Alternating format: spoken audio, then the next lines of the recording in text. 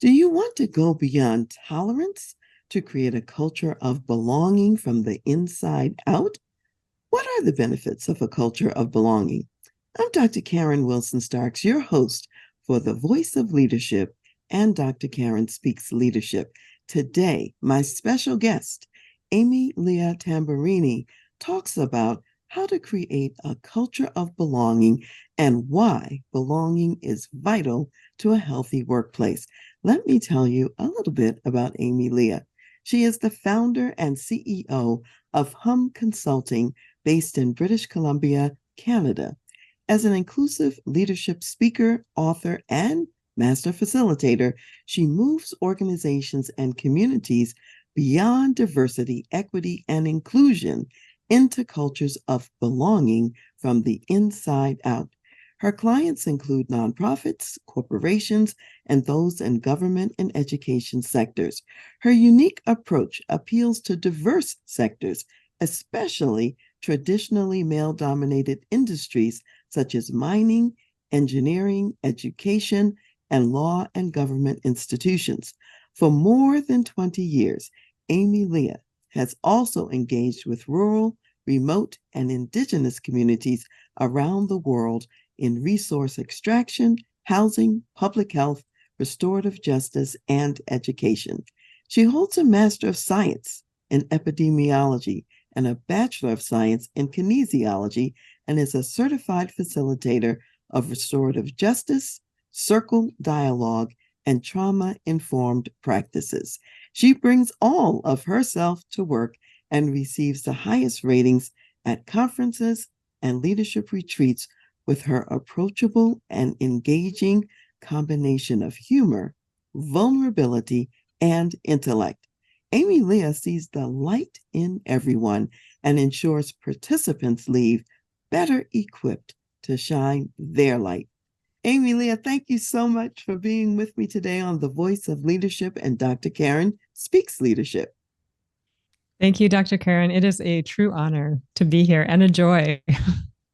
Thank you so much. I am delighted. I've been looking forward to having this conversation with you, as I think it's very, very important and vital for the workplace today.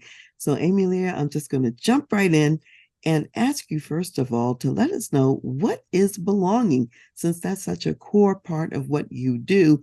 And what does it mean to go from diversity, equity, inclusion, DEI, to belonging? Tell us about that.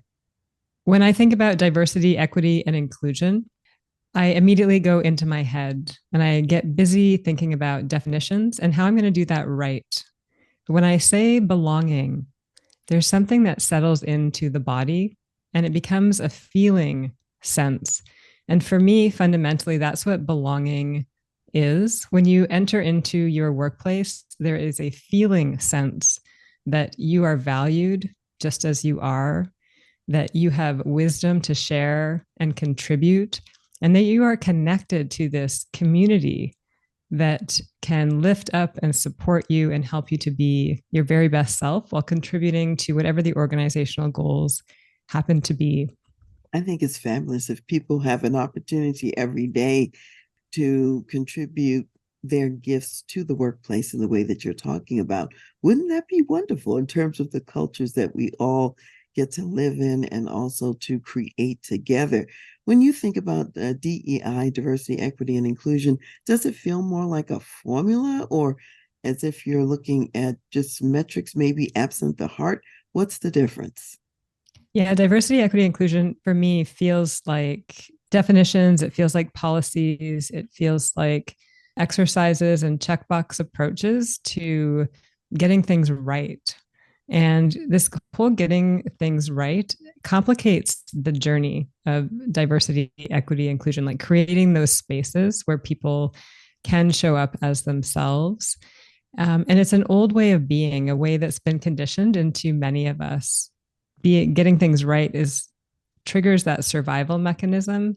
And then all of a sudden, we're not relating to people as humans with all the messiness that is there, but we're trying to be good, we're trying to look good.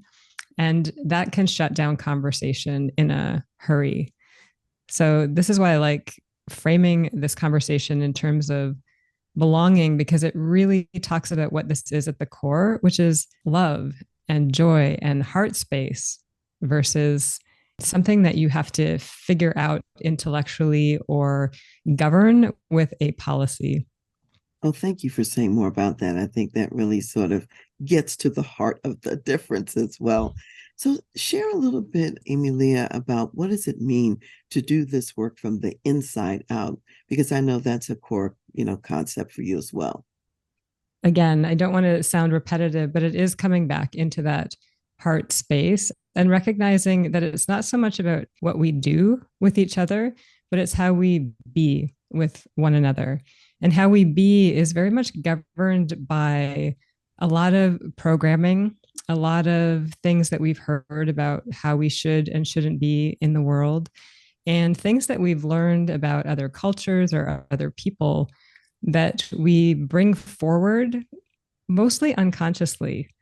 And so, if we're not aware of the stories that we're telling ourselves, how we've been programmed, the conditioning that is in our bodies, and how that governs what we put back out into the world, then we're not going to get very far. It's going to be very surface level. We're going to find ourselves back saying things that we regret or not saying anything at all because we're too scared because we want to get things right. But when we can really get intimate with how we are as humans and see the commonalities in that, it becomes less scary. And then it becomes a very different kind of conversation. I think what I'm hearing you say is that we have to be willing to look in the mirror a little bit, do some self examination. And even as we're doing work in this space, it starts with us, as kind of like, as I would frame it, the instrument of our own leadership. Because I know in my book, Lead Yourself First, that's the whole point. If you're really going to be effective in leadership and creating belonging, you do have to start with you. So I really appreciate the fact that that's a lot of what you do too when you're talking about from the inside out. Absolutely.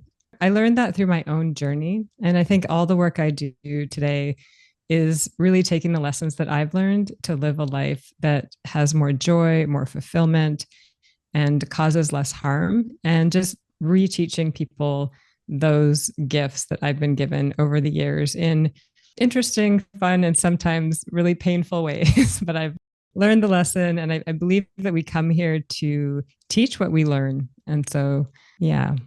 Absolutely. Certainly to share with each other, and then we can learn from each other because we will probably have some different experiences and different lessons along the way. Each one of us have to experience the exact same thing because if we're in community, we benefit from all of our experiences. So I really love that as well. So, Amy, then you refer to some of your work as restorative justice. What is restorative justice and how is that important in our world today? Restorative justice is an alternative to the criminal justice system. So for me, I work with an organization called Restorative Justice Victoria as a volunteer facilitator. And we have cases referred to us from the police, or here it's called the Crown. Instead of having people go through the criminal justice system, they come to us and have very compassionate, heart centered dialogues about taking responsibility for harms that are caused. So if somebody does spray painting, or maybe it's an abuse of some kind or a fight that happens, those folks will come to us, and the responsible parties, which we call them, we don't call them offenders or criminals, we'll work with them, first of all, to have us understand what was going on for them that day, learn more about their life history so we can get clear on why potentially they showed up in the way they did in that moment. And we have this similar conversations with the affected parties. Again, we don't call them victims because we really want folks to be empowered in their life. And then eventually, through these dialogues, we bring those people together to have conversations about what happened that day in that moment. We have people really take responsibility for the harm that they caused. And the affected party gets to ask for what they need, what would feel meaningful for them to repair that harm. It's a beautiful approach. And what I love about it is the transformation that occurs in both people. The affected party feels less fear at the end of the day because they've been able to connect to the humanity of the responsible party. And that responsible party heals in some way by being able to know themselves better, not feel so bad about what they did because they understand where it came from, and they get to make that apology, which so many want to do that. I think it's important for today because it is that compassionate approach. It's very easy for us to put up walls when harm has been caused and point fingers and blame. But when we can see ourselves in each other, we stop perpetuating the same cycles. What a beautiful description and example. It makes me think about healing more than punishment and understanding on some level, and certainly making reparations of one sort or another, but from a deep place of knowing each other rather than you never see the person except for maybe in a courtroom where you're not really speaking to them or whatever. And yes, you must pay this fine or you must do this thing, but it's very impersonal, I guess is what I would say about the criminal justice system. So when you are doing restorative justice work, what have some of these outcomes, what have they been in comparison to what happens in the criminal justice system? And why do people still send individuals to you for this approach? It must be working in some way. It's definitely working. I don't think I can comment on what's happening in the criminal justice system, but I can say that with everybody that I work with, there is a huge transformation. And we have these people that are causing harm in some way or another. They have 99.9% of the time never experienced true love in their life, somebody really having them, holding them, ensuring that they feel seen and heard and respected. And there's also generally some trauma in the background. They're either going ongoing or in their past. And so that healing that you talk about is really important. And I think that's what we create, that environment for them to do that healing. We also create a space for them to be seen and heard and not thrown to the curb, which is what happens in our criminal justice system, right? We said, you've committed a crime, and then we lock you behind bars and remove you from society and your support and your social structures. Those people end up becoming leaders in their community. They go back into whatever the crowds they were hanging out with and start to make different decisions and start to talk about what they learned in this journey.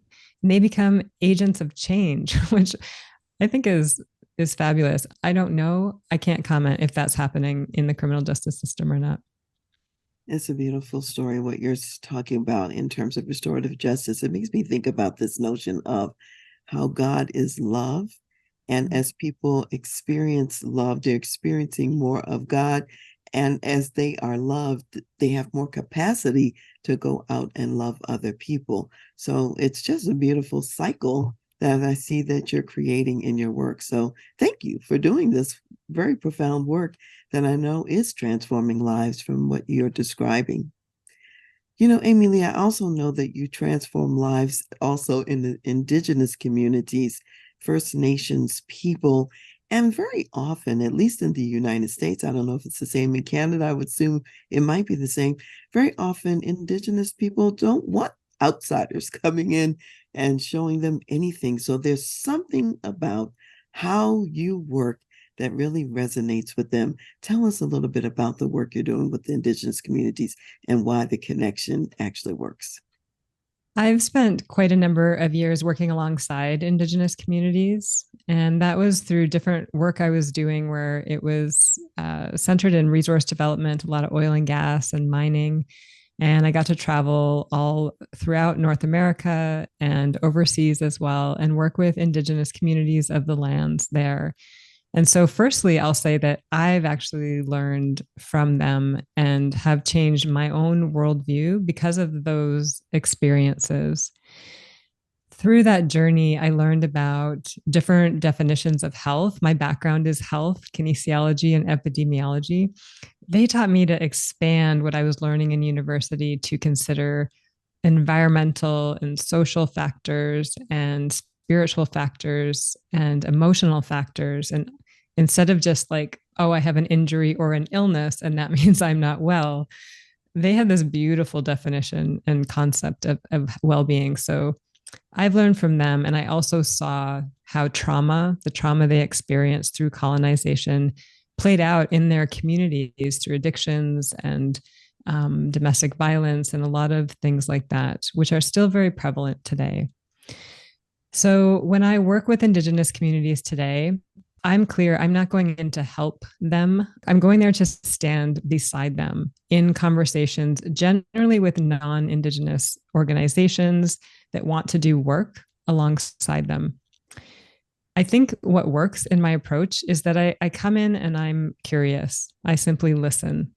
And that has supported me a lot to better understand their worldview and also to gain trust. Indigenous communities have an oral way of being, they tell oral history, and can take some time. And often non Indigenous communities want to cut it off and get to the business and get to the agenda. But that interferes with the relationship building. And that's also what Indigenous cultures are centered on, is relationality versus being transactional, which we kind of tend to do in our more Western way of being. So I think listening, curiosity, and going in with that beginner's mindset that I know nothing. I just want to learn in this setting. And those three things, they're what I tell my clients as well. If you're going to be working, engaging with Indigenous communities, to park your wisdom. It doesn't mean you're not smart. It doesn't mean you don't have knowledge. And there's an openness to potentially the Indigenous wisdom has something to teach us, especially in this moment. Yeah, I think this is really captured in what you said about standing beside people. Because when you're side by side, you can really share and exchange and learn from each other. One is not above or below, you're shoulder to shoulder, you're next to each other. I think that's a beautiful way of thinking about mutual learning and growth and development and being curious, as you said, having that beginner's mind. So that makes perfect sense. You also have as a primary intervention process something you call the circle method. What is that? What is the circle method, and how do you use it to create more connections? In its most basic form, to describe it so people can get a visual, I envision it as people sitting around a fire, which is the root of all of our ancestry. It doesn't matter where you come from, what color your skin is, what religion you are. Hundreds of thousands of years ago, they started to gather fire, and people gathered around that fire. And in that moment, language was developed, safety was created, they shared food, community was created. And it really is the core of our roots. And so we sit in chairs, there's no tables. We generally have something in the middle that is meaningful. And we pass a talking piece from one person to another person to another person. And what this does, this way of being, and it can be used in so many different settings, it allows, first of all, everybody to show up as a knowledge keeper. Because when you have that talking piece, everybody's listening. There's no back and forth or interrupting or advice giving or anything like that. That person is just sharing their wisdom. And then the next person talks, and it goes around like that. It also establishes that everybody in that space is a leader, because you're taking collective responsibility for what happens, what gets created in that circle. And then I think the third thing that happens in that circle setting is a realization that we are interconnected with each other, because I know you know this, as you're listening to stories, you can learn about yourself through somebody else's story. You can also feel less alone because you're like, oh, me too. I've also had that experience. So that sense of community gets strengthened. In terms of what it is, it's really that very intentional way of being together where one person is sharing at a time. I love that. I love that. You know, Ame-Lia, we've been talking about culture, we've been talking about backgrounds and sharing and so on and so forth. And I know that you have a background as an Italian. So tell us a little bit about how your own heritage and culture shows up in your life and in your work. And talk about maybe the values or the experiences that you bring from the Italian culture and how you live every day. No, I love it. So if you interviewed me in 2 months from now, I would have a very different answer, because I'm actually going to Italy for 2 months to learn more about my own heritage. So my father he immigrated from Italy when he was 18, but my parents divorced when I was pretty young. So I mostly grew up with my mom, but I have this Italian, like I'm very passionate about the fact that I am Italian. But my father, too, being an immigrant, and there was a generation there that thought it wasn't okay for us to learn Italian. Like English was the route to success. And so we didn't learn Italian growing up, my brother and I. So I'm on this journey of learning Italian. And I think learning language is a beautiful way to understand culture on a different level. You can so clearly see the worldview in the words people use. Today, my journey into getting to know my roots really stems from my work with Indigenous community. When I speak with them, they always tell me, you need to get to know your lineage. You need to get to know your heritage. And when Indigenous people introduce themselves in a meeting, they talk about their parents and their grandparents and the lands that they came from. My quote unquote lands are overseas. I've never really been on them. And so that's what this journey is for me. And I'm starting to incorporate Italian into some of the presentations or speeches that I give, strengthening my holiday traditions like Christmas. I now cook a sausage and lentil dish. And there's something about it that feels amazing. And I can't explain it, but it does feel like I'm connecting to something that is in me. Um, when I get back from Italy in a couple of months, I have this strong sense that it's going to much more influence my day to day life and how I do my work in the world. I think that our own culture and history, it's part of the strengths that we come into the world with. And so the more we can understand those strengths and tap into the wisdom, if you will, of our cultural heritages, we show up in more powerful ways and we have more to share. And so, as you very well know, Ame-Lia, you've seen me in many settings. I often am expressing some aspect of my cultural heritage and what I might be wearing, African American and also Cherokee on both sides of my family. And so there's always some hint of something African, maybe a hint of something Native American at the same time. It doesn't necessarily have to be Cherokee. Most of my stuff is actually Navajo because I really love their beadwork. And yet it speaks to me as well. And so I think that when you come back from Italy, it's going to almost feel as though there's been a pouring in. So I would love to talk to you when you get back to see what that pouring in was all about. It's just going deeper in who you are.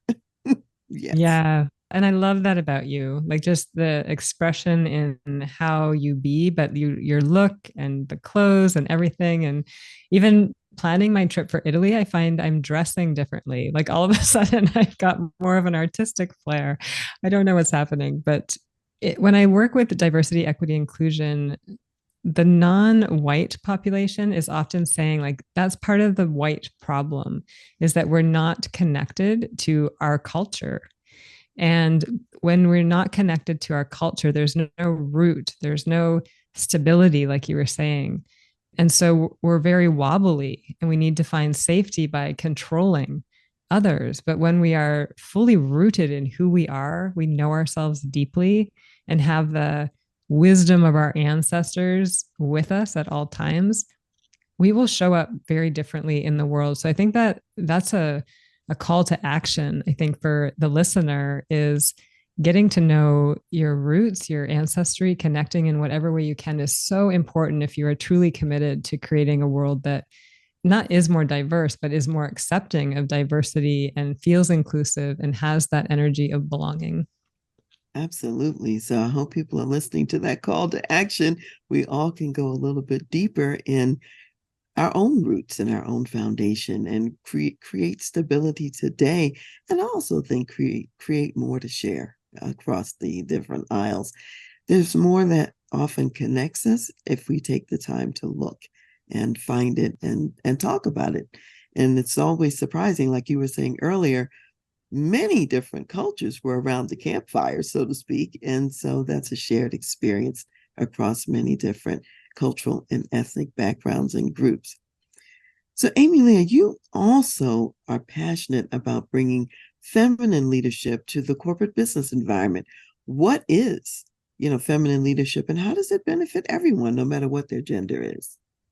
Yeah, I'm part of this organization, a co-chair of Female Wave of Change Canada, and it's part of a global organization called Female Wave of Change. This organization really supports women, people from all walks of life, and wants to help them grow, develop their leadership qualities. Doesn't matter if they're a leader, quote unquote, in an organization or of their own business or in their families or their communities. Personally, I think we are all leaders. We just need to claim that for ourselves. And then that shifts how we show up in the world. The principles that Female Wave of Change focuses on and that I think are considered feminine, quote unquote, are compassion and creativity, collaboration and inclusiveness, emotional intelligence, intuition, and authenticity.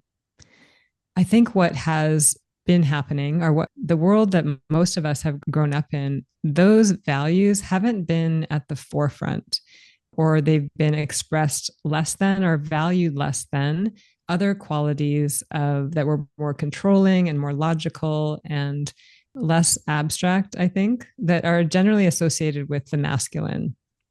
So what we're doing is really trying to balance things out. We don't want to go above, but just let's like equal the playing ground, so to speak, so that that natural way of being that like we've always meant to have this balance, but because of the way things have transpired, that balance hasn't been there. Einstein has a great quote: you can't solve the world's problems with the same kind of consciousness or thinking that created them. And I think that's what this organization is getting at. It's like we can't come at the world's problems that exist today in the same way we have. So we need something different. This is potentially one solution.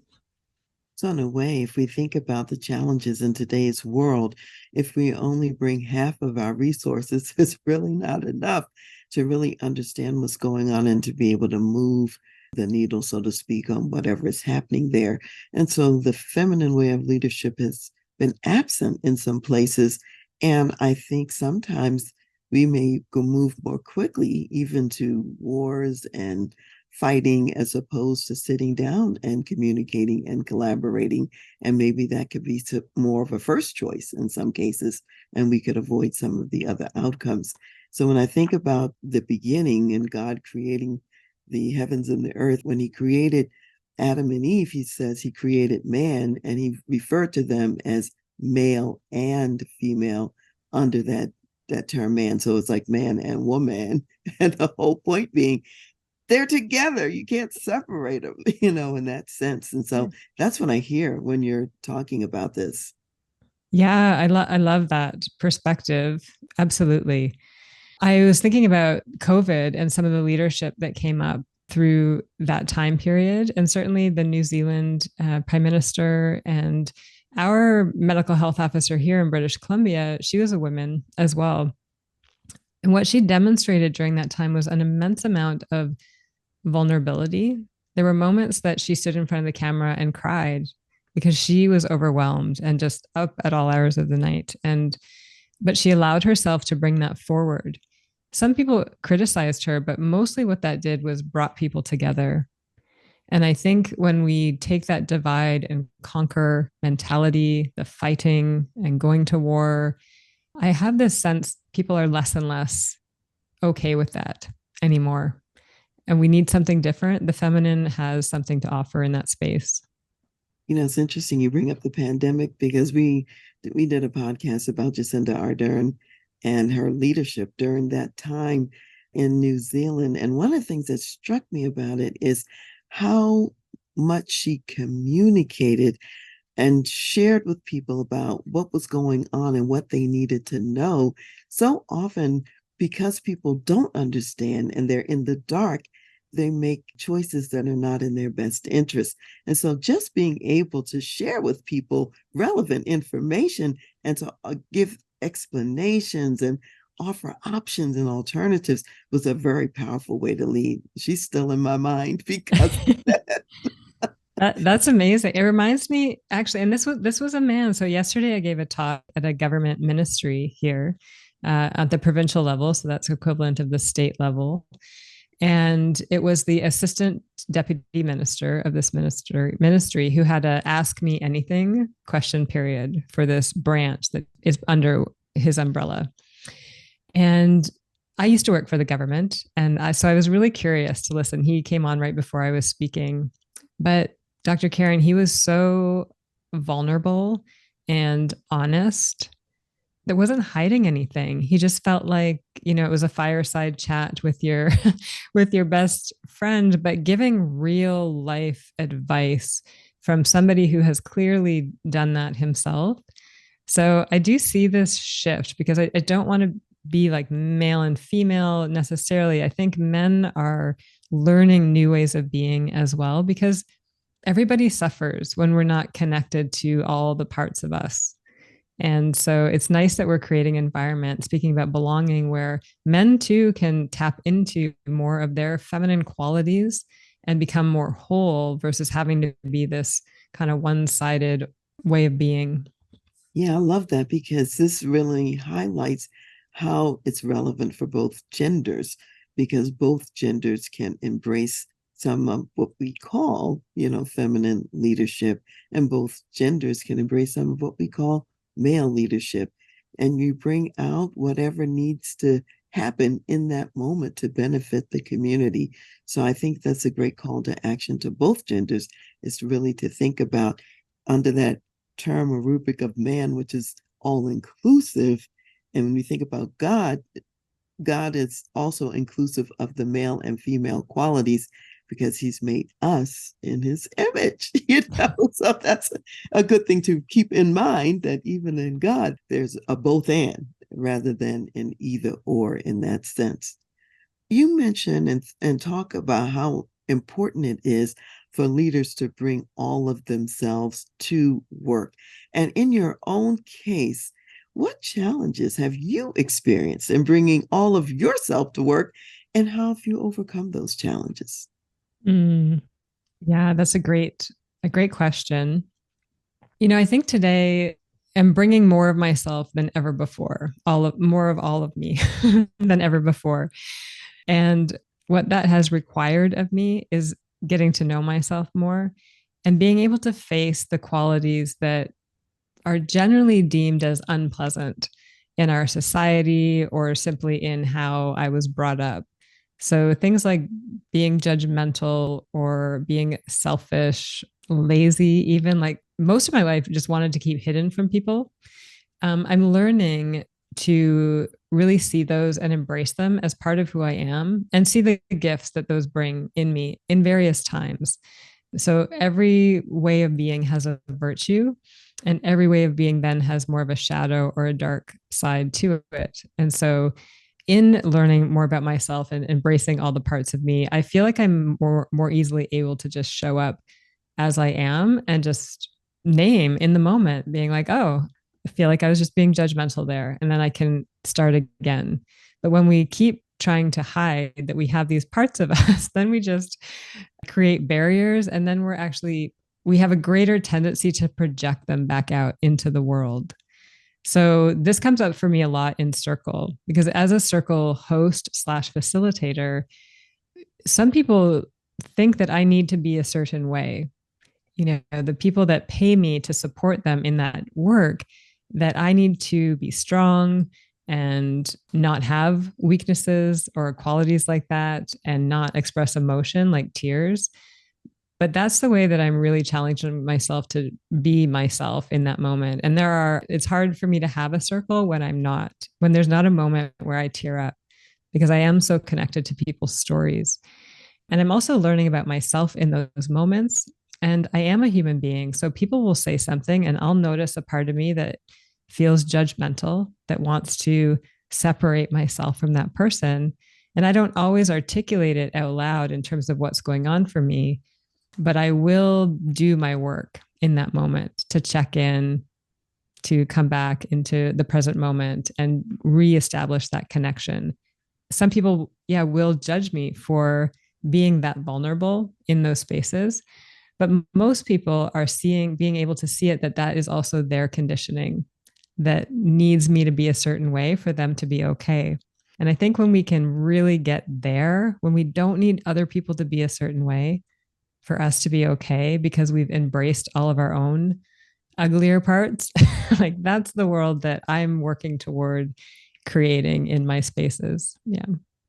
Well, I think it's pretty profound that you are modeling what it's like to be honest and to be authentic and to recognize first in yourself, you're not perfect, and nobody else in the circle is perfect either. So it gives them permission to be okay sharing a wart or two here and there. And if something shows up that they weren't expecting, to figure out a way to include it in the learning in that moment rather than, oh, because I have warts and moles and whatever, I better just shut up and hide and not engage today. I think that's important that people know that it's safe enough that they can come to the circle and share who they are, good, bad, and ugly, or whatever at times. So that's great modeling on your part. Do it that way. People know it's okay. Yeah, absolutely. And that's part of it. I love how I don't know if you just said naming it, but that's one of the techniques I use is when I come into a circle and we're going to be talking about hard stuff and people's stuff is going to come out and there'll be anger and there'll be frustration and there'll be tears. I name all of it right in the beginning to say, here's what you might notice about yourself as we go through this. Buppity bup bup bup. And then what that does is in that moment, it actually has people relax, say, oh, okay. And then when they notice it come up in them, they don't feel the shame or the guilt around it. They are clear that this is just a normal part of being human and a part of this change process that we're in. So it's a great way. And I recommend that for all leaders as well. To the more that you can simply name things, bring them to the surface, the easier it's going to be to have any kind of difficult conversation in your organization. Do you find that as well? I know you work with Yes. leaders a lot. Yeah. Yes, absolutely. I find that that's true. And the process that you're talking about in psychology, we have a term that relates to it. We call it normalizing.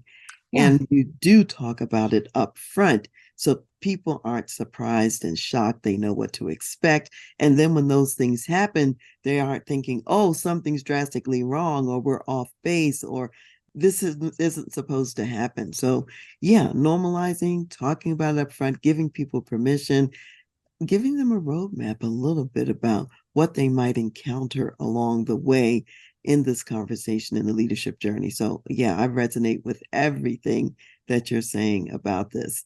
Absolutely. So, now I know that life is not usually a straight line function for most people. And we do experience challenges that are also our growth opportunities. And you refer to yourself as a cancer thriver. What did you experience? What was it that you overcame? And what did you learn through your cancer experience? Yeah. Thank you for that. I was diagnosed with cancer 5 years ago, and I had just quit my job at the provincial government and was launching into my business that I have now. I'm consulting. And it was 1 month after that that I received this diagnosis. So I was in a tremendous amount of uncertainty in that moment in terms of, will I live or not? Will this business succeed or not? What is my future? I have no idea. Gratefully, Hodgkin's lymphoma, it's very treatable. And so I did endure 6 months of chemotherapy, which was a really scary and very vulnerable time for me.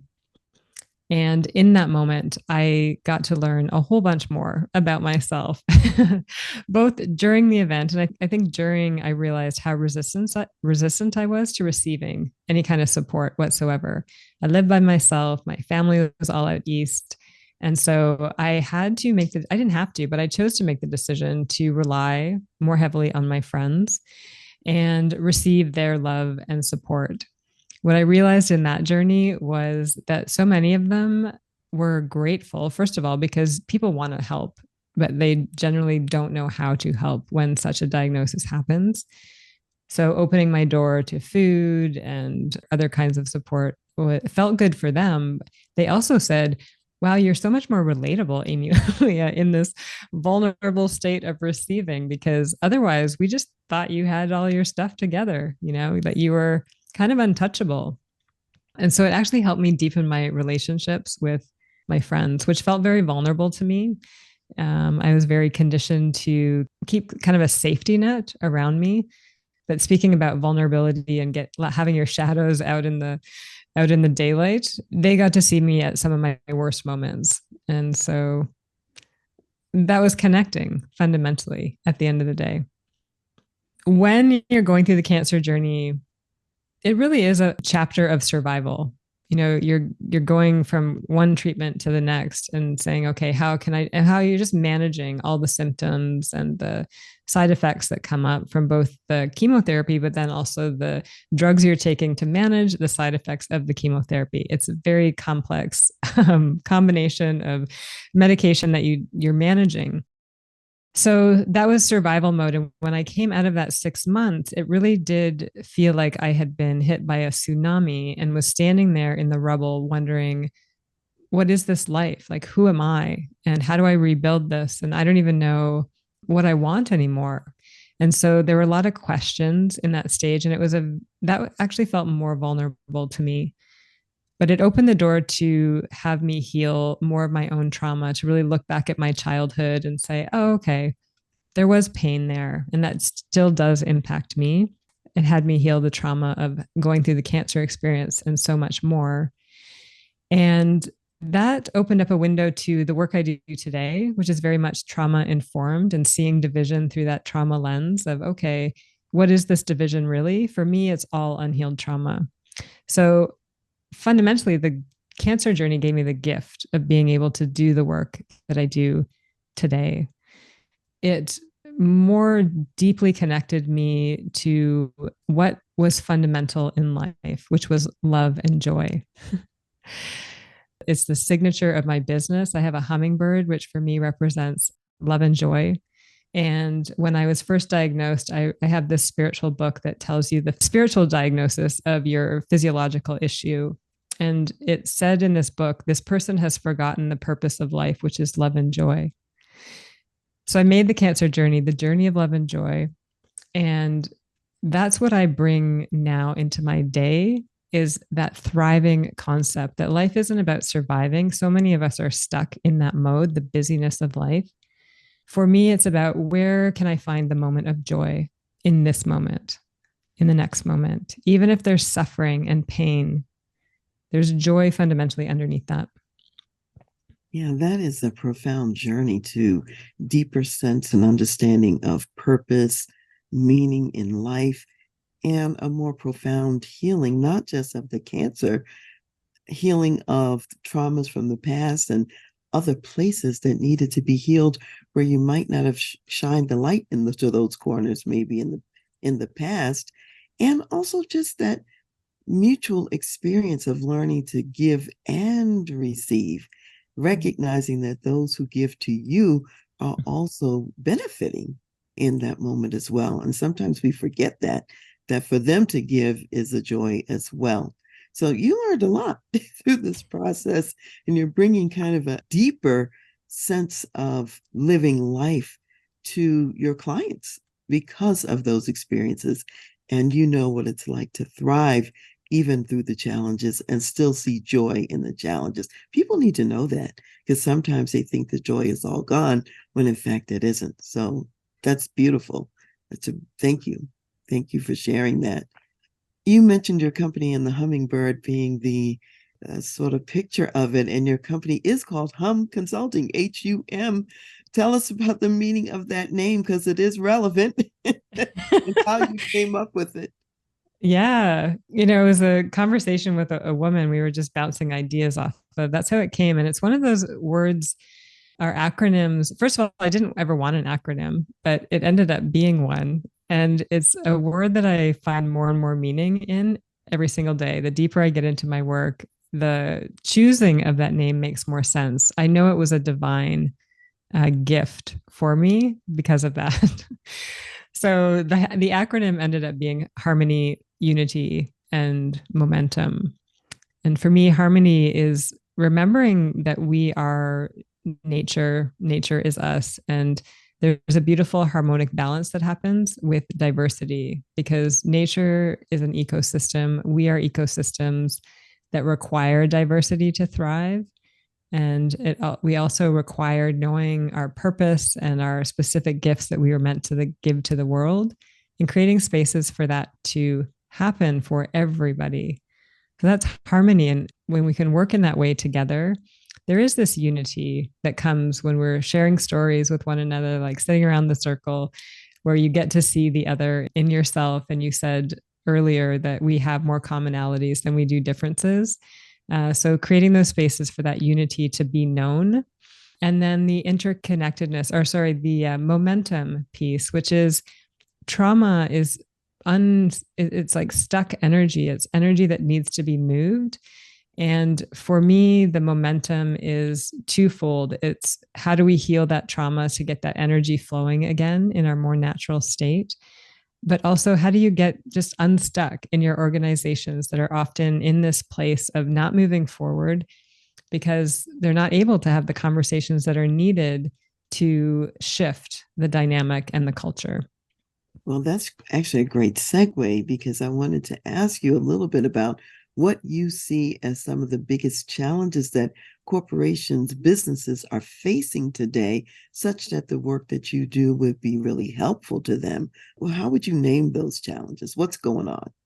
Yeah. The biggest challenge I see is that all of the structures and the systems that are in place today were created a long time ago. And they're sort of these immobile hierarchies in organizations. I use the organizational chart as an example when I give my presentations, because you have the visual of the organizational chart. That's the structure that most organizations are working in, where only some people are leaders, only some people are knowledge keepers, and there's a separation between us all. It's a beautiful visual because it's something that is day to day in all organizations. We don't even think about it, but in some ways it perpetuates a very divisive, segregated way of being in the world that doesn't allow space for all of us to be leaders and for all of us to be knowledge keepers. Utilize that interconnectedness that we have. That is the challenge that I see is, and that I keep hearing is like, well, change is hard because we just have these systems in place that are ancient and archaic and holding us back. And my response to that is systems are made up of people. And so if you do the inner work and really get underneath at what is creating those systems and holding them in place by doing your own healing work, the systems will change. And they'll actually change way quicker than I think you can possibly imagine in this moment. We just need to have the courage to say yes to doing that inner work that is so essential. And I am finding that people are wanting that more and more. People are done with checkbox, one-off approaches to diversity, equity, inclusion. They want to see true transformation. And people also want to come to work and feel joy and feel like they're meaningfully contributing to the organization. And to do that, you have to start unpacking yourself so that the structure can start to reform. I think the concept that you're talking about, and you said it earlier about leadership, not just being resident in one person, we all are leaders and we share the leadership role. We pass the baton, just like you pass the talking stick in the circle. And so sometimes this person is leading and then they may step back and somebody else leads for a while. And it's a whole community. I mean, I think about the flock of birds. You've got the lead bird out there flying, but that lead bird is not always the same bird. I mean, the Right. lead bird goes back to the back and rests a little bit, and another bird comes up and flies at the front of the formation, where you're getting a lot of wind draft in that front space. That's not a place you stay in 24/7 or you'll die and burn yourself out. So I think it is important to think about how leading in community leverages the gifts of all members of the community. It's powerful to think that in organizations, structures may prevent the very kinds of conversations and thinking and perspectives that are needed for this moment in time. Absolutely. It just takes a visionary, somebody that can see just beyond what is currently there, what feels very real, and to, I think, really take more of a spiritual approach to leadership, to understand that when we look at this from a human perspective, it's maybe seems like it'll never change, but we have so many powers with us that we can tap into to support us on this journey. Yeah, we've been given a lot of gifts along the way. Mm-hmm. Yeah. So, Ame-Lia, how can people reach you? How can they learn more about you? Maybe they would like to engage you to help create a culture of belonging or have you be a keynote speaker at an event. Let's talk about that. My website is hum consulting, so humconsulting.ca, not com.ca. So that's a great way to just have a view about what I'm up to in the world. Connecting with me, you can email me at my first name, and I know you'll put that in the show notes because the spelling is odd. AME-LIA. Yeah, at humconsulting.ca as well. I'm on LinkedIn and YouTube. You can find me on both of those channels where you can get to learn more about me. My podcasts are up there as well that you can listen to those if you want to just understand more about how I work. And I would love to connect and just have a conversation. I'm very much relational, so nothing is a commitment, but I want to hear what's going on for you. Yes, and I can attest to the fact that you are very relational. And so they will enjoy that conversation with you when they do connect. And so your name again is Ame-Lia, AME-LIA, and that's at humconsulting.ca, correct? Correct. All right. So now they have it more than once. So, Ame-Lia, as we're winding up now, you've shared a lot of words of wisdom so far. What additional words of wisdom would you like to share with my community of corporate executive leaders? I think it comes back to what we were touching in on near the end about love and joy. When I do this work with organizations, that's always what I tie it back to, that absolutely we have to do better for populations that are disenfranchised, left on the fringes, being left out. Yes. And this is fundamentally for all of us to reclaim our wholeness. In that wholeness is enjoyment, is creativity, it's contentment and love and connection, which are all core human needs. And so finding whatever that motivation is for you to do the inner work, to look at the shadows, claim them for yourself, because it sounds in opposition, but going into the darkness is actually where you find joy in this life. And we need that energy to go out into the world. We don't want to get trapped in the stewing on all the bad things that are going on. The more bad things we see, that is just a call for more love and joy, and for you to go and do more of your work to get to know yourself so that you can express that higher vibrational energy into the world, which we all need so much right now.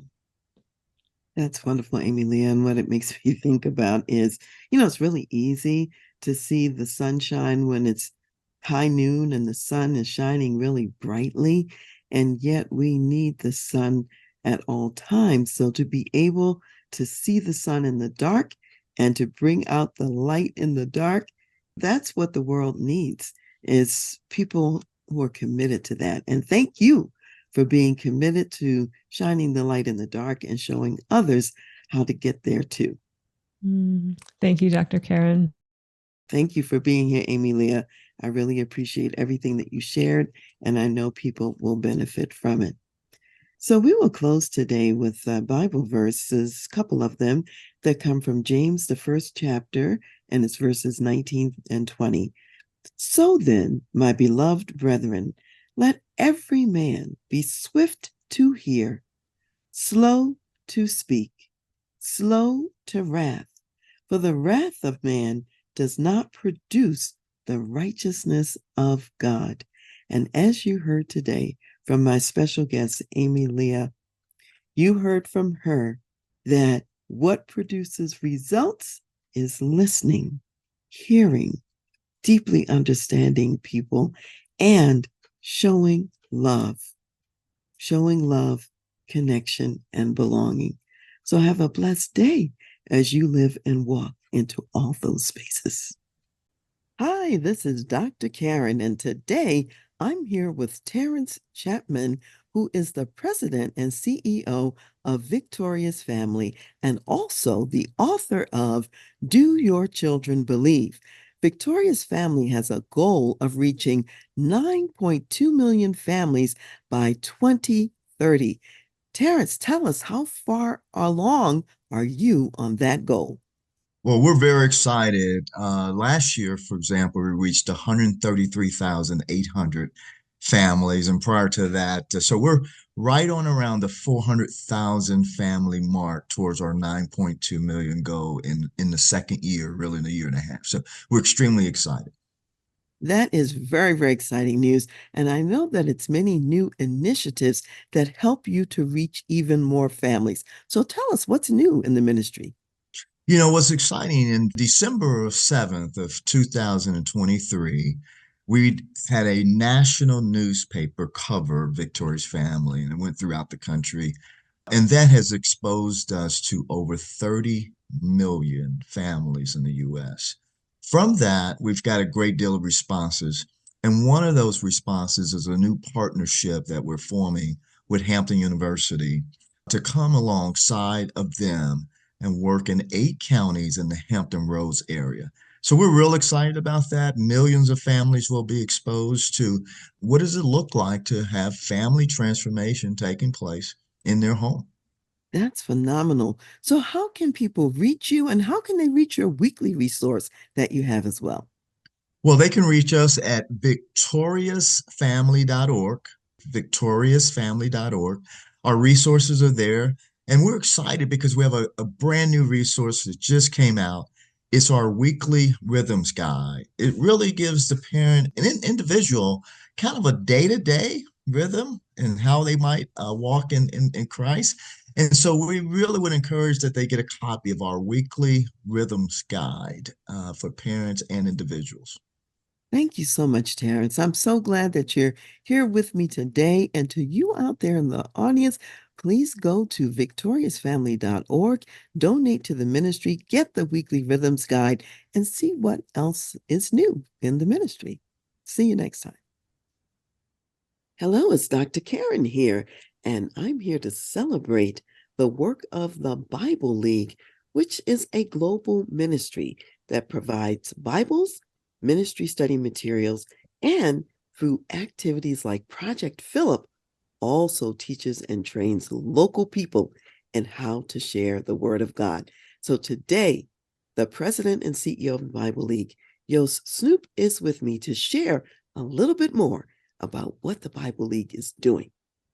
Yeah, the beauty of the local church is that it is the body of Christ, and it is the Holy Spirit that is calling the local church to be engaged in the Great Commission. As Bible League, we just come alongside those local pastors. Last year, I met a pastor, his name is Rolando, in the Amazon, and he has this great vision to reach 200 communities with the Word of God. And we're able to come alongside them and help them with Bibles and resources. Thank you so much, Yost. We are all partners together. You, the Bible League, are the hands and feet to the local people on the ground, and there are partners and donors out there who can be hands and feet to you as you also share with others. So those of you who are listening, if you want to be part of this ministry, and I invite you to be a part of it, I'm a part of it, go to BibleLeague.org, see more about the ministry, and see how you can participate and donate.